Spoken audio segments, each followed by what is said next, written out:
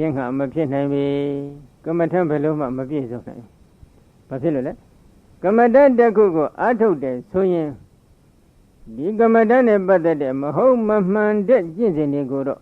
စွန့်လွတ်နိုင်တဲ့စွမ်းအားရှိဖို့လိုတယ်အဲ့ဒီစွမ်းအားကမရှိဘူးမစွန့်မမနေနိုင်ဘူးကိုယ်ဟာလေးကိုသိပြီးကောင်းတယ်လို့ထင်နေတယ်နော်ဘယ်လိုပဲဆရာသမားများကတော့မဟုတ်နားလဲတဲ့တတ်ကြွတဲ့ပုဂ္ဂိုလ်တွေကပရိယတ္တိပရိပတ်တိဘုဒ္ဓတရှိတဲ့ပုဂ္ဂိုလ်အချို့ကနေပြီးတော့ဒီတရားတွေမဟုတ်ပါဘူးဒီကျင့်စဉ်ကလွဲချော်နေပါတယ်အရှင်ဘုရားဒီလမ်းကိုလိုက်ရင်တော့အရှင်ဘုရားတို့မှားနေလိမ့်မယ်စသည်ဖြင့်ဖြောင်းဖြပြောပေမဲ့သူ့ရဲ့မှားနေတဲ့လမ်းစဉ်ကိုစွန့်လွတ်နိုင်တဲ့စွမ်းအားသူ့မှာမရှိဘူးဒီအမှားကြီးကိုပဲသိမ့်ပိုက်ထားတယ်နောက်တစ်ခုမှန်နေတဲ့ကျင့်စဉ်တစ်ခုချပြပြန်တော့လေအဲ့ဒီမှန်ကန်နေတဲ့ကျင့်စဉ်တစ်ခုကိုညာနဲ့လှမ်းပြီးသိသိဖို့ရန်အတွက်သူကဝန်လေးနေတယ်လက်ခံဖို့ဝန်လေးနေတယ်မှားတဲ့ကျင့်စဉ်ကိုလည်းမစွန့်နိုင်ဘူးမှန်နေတဲ့ကျင့်စဉ်ကြတော့လေလက်ခံဖို့ရန်အတွက်အမတန်ဝန်လေးနေတယ်အဲ့ဒီလိုဝန်လေးနေတဲ့ပုဂ္ဂိုလ်ရဲ့တဏ္ဍာမှာကမ္မထံပြီးစီးပြည့်စုံဖို့ဆိုတာဖြစ်နိုင်မလားမဖြစ်နိုင်ဘူးအဲ့ဒါဒကာကြီးတွေဒကာမကြီးတွေအမတန်တတိထားဖို့မကောင်းဘူးလားကောင်းတယ်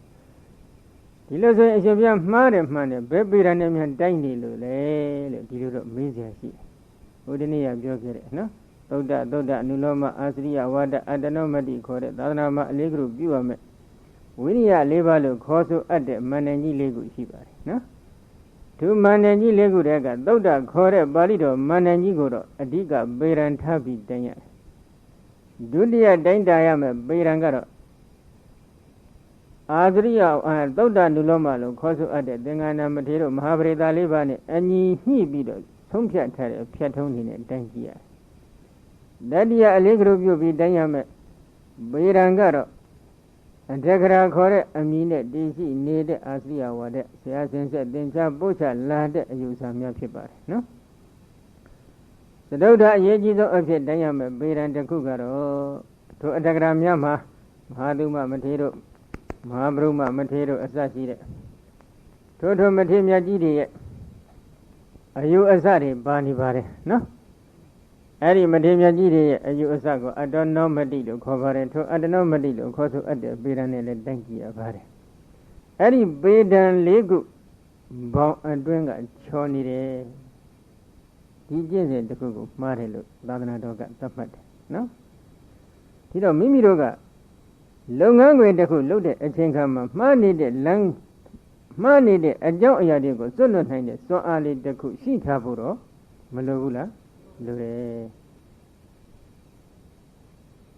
မှန်နေတဲ့ကျင့်စဉ်တစ်ခုမှန်နေတဲ့အကြောင်းအရာတစ်ခုကိုလည်းလက်ခံနိုင်တဲ့စွမ်းအားရှိဖို့တော့မလိုဘူးလားလိုတယ်သတိမရှိတဲ့ပုဂ္ဂိုလ်မှာအဲ့ဒီစွမ်းအားလေးတွေဖြစ်ပေါ်နိုင်မှာမလားမဖြစ်ပေါ်နိုင်မဖြစ်ပေါ်နိုင်တဲ့အတွက်ကြောင့်ဒီစွမ်းအင်တွေကသူ့မှာချွတ်တယ်နေတဲ့အတွက်ဒီပုဂ္ဂိုလ်သည်ကမ္မထံဘယ်လိုပင်အထုတ်တော်လဲကမ္မထံပြည်စီပြည့်စုံတဲ့အဆင့်ဘယ်လိုမှမရောက်နိုင်ဘူး